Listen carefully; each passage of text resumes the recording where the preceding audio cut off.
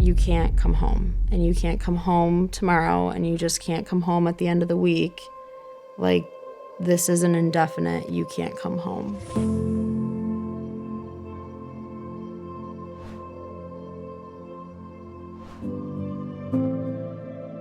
It's like you're living this life where there's just bombs, like, everywhere. Like, the way that I think about it, it's probably like Vietnam. Like, I felt like our marriage was beautiful, and then we'd step on, like, a wound or a hurt, and it would all go off.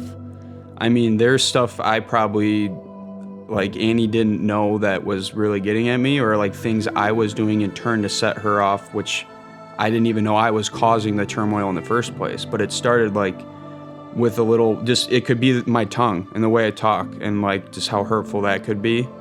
Luke would have an episode or something would happen, and then it would just be like, oh, Annie, like, I love you. I promise I'm going to do better. And then that ended up becoming just, like, no noise to me. It was just something I didn't even want to hear, because then it didn't hold weight to it. And I knew, too, you can't make this better. Like, you are deeply wounded and need to be healed by only God. Like, you can't heal yourself. You can't be your own surgeon. We're like, when you get to that point where we were, I think there's a chance you can recoup, but it's got to have God involved. I think some men think you can go and fix things, and that's not the case. I mean, that's a moment I realized, you have to give it to Christ and let him work. I had always said to Luke when we were dating, like, divorce is not an option.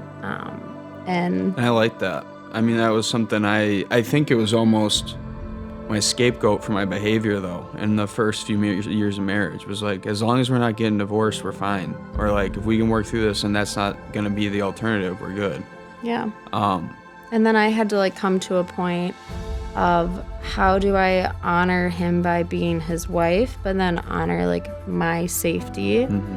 And it really was, I can be married to you, like, I will always be married to you, but you just can't be living in our house right now. You can't come home, and you can't come home tomorrow, and you just can't come home at the end of the week.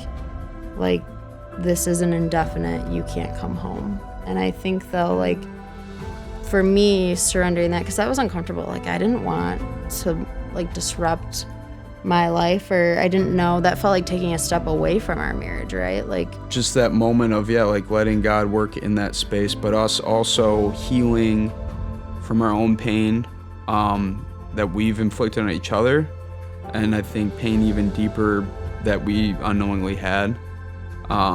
But then also just to have time and space to be with God. It's what we needed, for sure.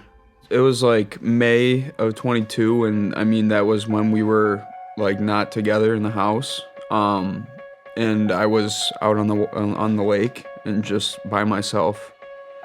It was something that I just felt like I was spoke to, and it was put on me of, like, this could all be gone if you don't come to me. And, like, I went, and that Sunday it was at my friend's in Oak Park, drove here to the 9 a.m. and I just felt called. I didn't even know we were doing baptism. Like, shame on me for not even, like, checking the schedule, but it was like I walked in and I was like, there's a tub on stage, like, we're getting baptized there. All right, cool. And then, like, I just was in the back, the main area in the back, and just had my head down and was praying, and just got up and started walking to the back. Yeah, it was very much like just a calling. I mean, I'm such an introvert, dude. I don't want to be on stage in front of people, but, like, you know, it's a moment to show, like, I needed it. We all need them, and, like, that was my moment to show that.